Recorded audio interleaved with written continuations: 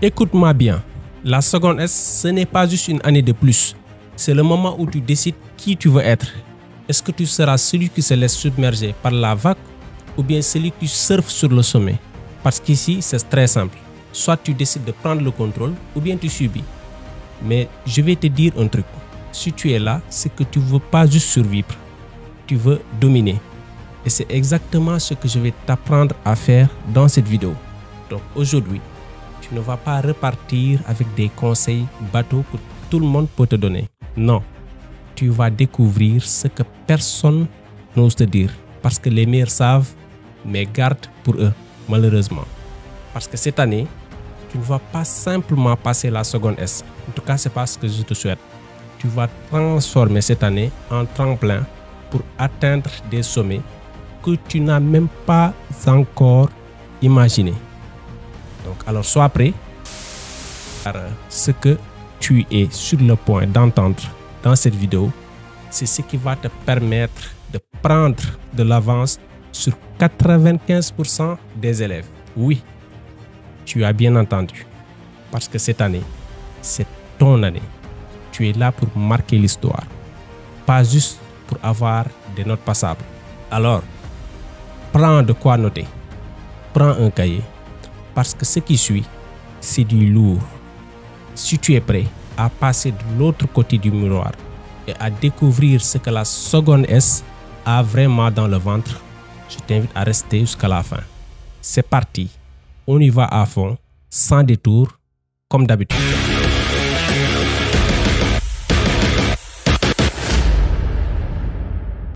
Les amis, très franchement, cette vidéo m'a pris beaucoup de temps et beaucoup d'énergie de travail. Moi et avec mon équipe, nous avons consacré des heures pour vous fournir cette vidéo gratuitement. Il n'existe vraiment pas de vidéo gratuite de ce genre sur YouTube et donc on vous sera extrêmement reconnaissant si vous pouvez juste prendre le temps maintenant de mettre une pouce like pour nous encourager à faire d'autres vidéos. Et si cette vidéo vous a plu, restez jusqu'à la fin et dites-nous oui dans les commentaires, ça nous encouragera vraiment à faire d'autres vidéos. Le premier conseil que vous devez savoir quand vous faites la classe de seconde, c'est de maîtriser les fondamentaux. C'est un conseil en or. En fait, la seconde, c'est un peu comme construire une maison. Si tes fondations, donc en d'autres termes, les bases sont en carton, alors attends-toi à ce que tout s'effondre à la première brise. Ou bien devrais-je dire simplement au premier contrôle surprise de votre prof de maths, parce que vous aurez des contrôles surprises en seconde. Donc assure-toi que tu maîtrises bien les bases en mathématiques, en physique-chimie et en SVT, parce que ce sont vos matières de base. En fait, ces matières sont les piliers sur lesquels reposent toutes les nouvelles notions. Donc, fais une petite révision des cours précédents, histoire de ne pas te retrouver à faire une tête de poisson hors de l'eau en classe. D'accord? Je me souviens par exemple, donc c'est une anecdote que j'ai racontée. Quand on faisait la seconde, je me souviens d'un élève un peu trop sourd de lui. Donc, il pensait pouvoir sauter les fondamentaux, donc la base. Et résultat, il a failli redoubler. Donc, mais après avoir passé en fait l'été à revoir ces fameuses bases, il est revenu plus fort. Comme quoi, même un Superman ne peut pas s'envoler sans passer par l'école du vol. Donc, il est très important que vous sachiez que si vous voulez réussir en seconde, vous devez revoir les fondamentaux. C'est très important, c'est très essentiel. Actuellement, vous êtes en vacances. Il faut en profiter pour revoir toutes les notions que vous n'aviez pas compris en classe de 3e. C'est très essentiel. Et pour vous aider à revoir ces notions-là, nous organisons, nous d'ailleurs, des cours en ligne en maths PC SVT. C'est des cours du soir. C'est presque tous les jours à partir de 20 h. Donc, si vous voulez vous inscrire, il y a une inscription à 1900 francs, donc presque gratuite. Il y a une inscription à 3500 francs et il y a une inscription à 19 900 francs. Donc, si vous inscrivez à 19 900 francs, vous aurez des livres gratuits. Ces livres, par exemple, c'est un livre de mathématiques pour la classe de seconde. Ça s'appelle Camille de mathématiques. C'est un volume de plus de 400 pages. Plus de 400 pages. Les amis, je vous dis, vous n'allez pas trouver un livre comme ça sur le marché. C'est un livre unique. Il y a plus de 475 exercices qui couvrent tout le programme de seconde en mathématiques. On en a en PC et en SVT. Donc, si ça vous intéresse, vous pouvez nous écrire sur le numéro 77 465 32 33. Vous nous écrivez sur WhatsApp ou bien vous nous appelez Et parallèlement, je vous invite à bien maîtriser les fondamentaux. Parce qu'en seconde, la base c'est maths, PC, SVT. Je crois que maths c'est coefficient 5, PC aussi c'est coefficient 5, SVT c'est coefficient 4. Donc ce sont les matières essentielles en seconde. Donc bien entendu, il y a les autres matières, français, anglais, SVT, etc.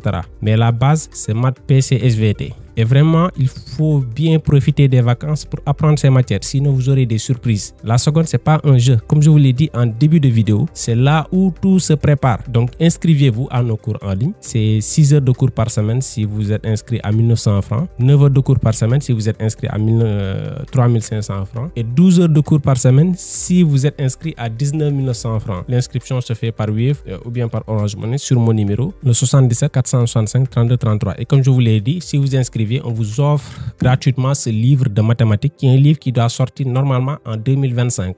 Donc vous aurez de l'avance sur 95% de vos camarades. Donc je ne vous en dis pas plus. Contactez-nous sur WhatsApp sur le 77 465 32 33. Donc le premier concept qu'il faut bien maîtriser avant d'aller en seconde, c'est de maîtriser les concepts fondamentaux. C'est très essentiel et c'est très important. Deuxième conseil les amis, pour réussir en classe de seconde, c'est d'adopter une méthode de travail rigoureuse. Tu veux savoir un secret en fait? Les gens qui réussissent ne sont pas forcément les plus intelligents. Ce sont souvent ceux qui sont les plus organisés. Donc crée-toi une routine de travail, un emploi du temps de travail, des habitudes de travail. C'est comme en fait une bonne série de Netflix.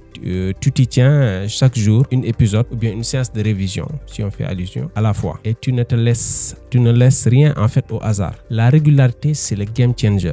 Si tu attends la veille des examens pour t'y mettre, tu vas te retrouver en mode panic mode, n'est-ce pas? Et crois-moi, ce n'est pas joli à voir et c'est l'erreur que font la plupart des élèves. Je vais te raconter une anecdote.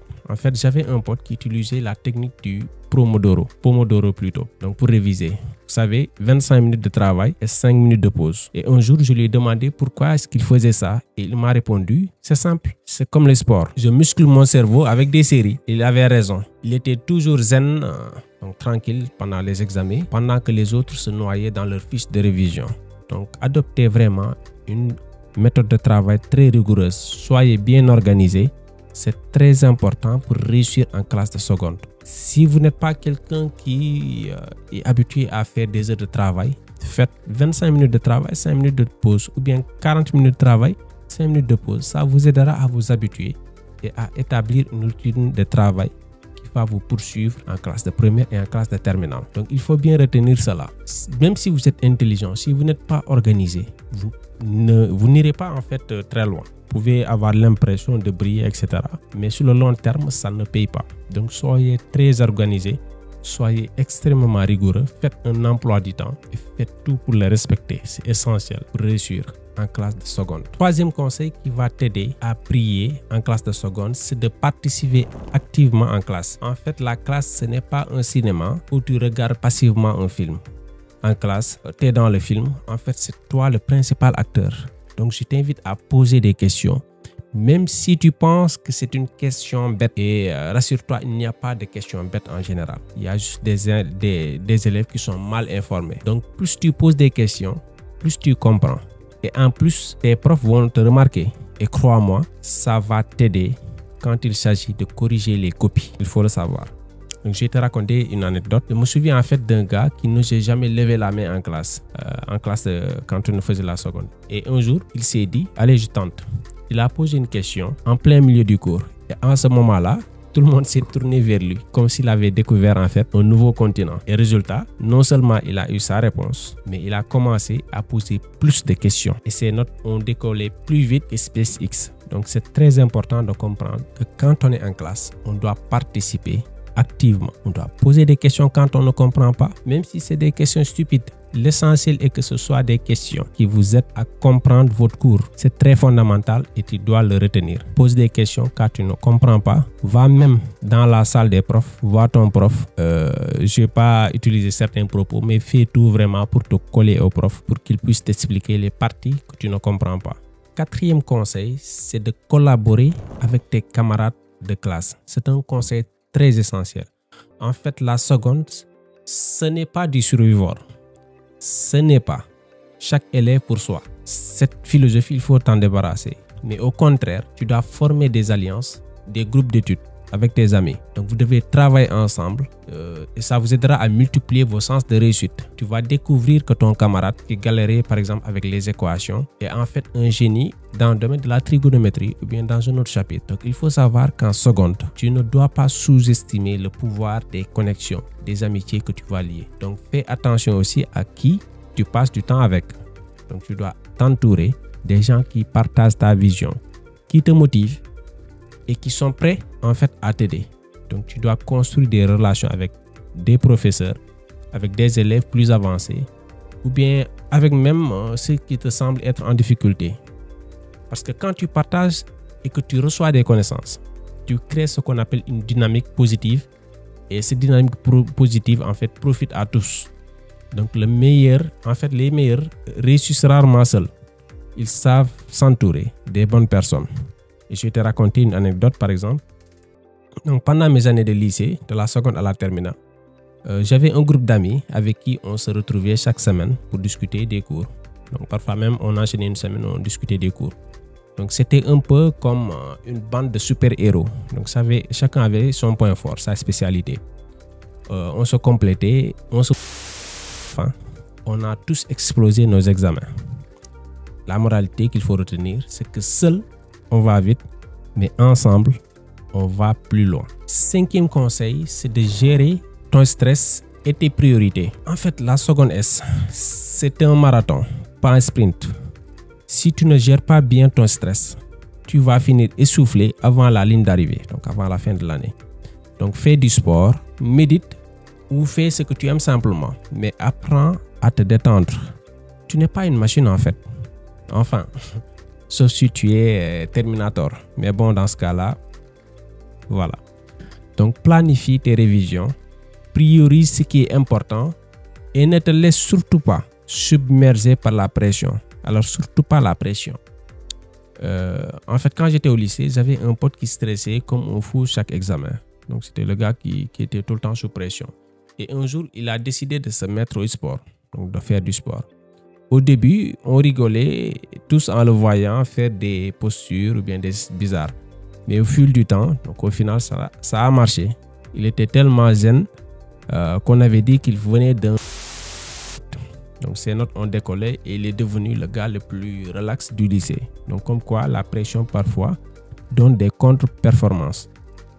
Mais ce qu'il ne faut pas oublier, c'est que tout le monde en seconde te dira de bien gérer ton temps, de faire des emplois du temps, etc. C'est bien. Mais ce que personne ne te dit, c'est que ton temps est limité, alors que ton énergie peut être optimisée. Donc si tu es fatigué, si tu es démotivé, peu importe ton emploi du temps, tu ne seras pas efficace.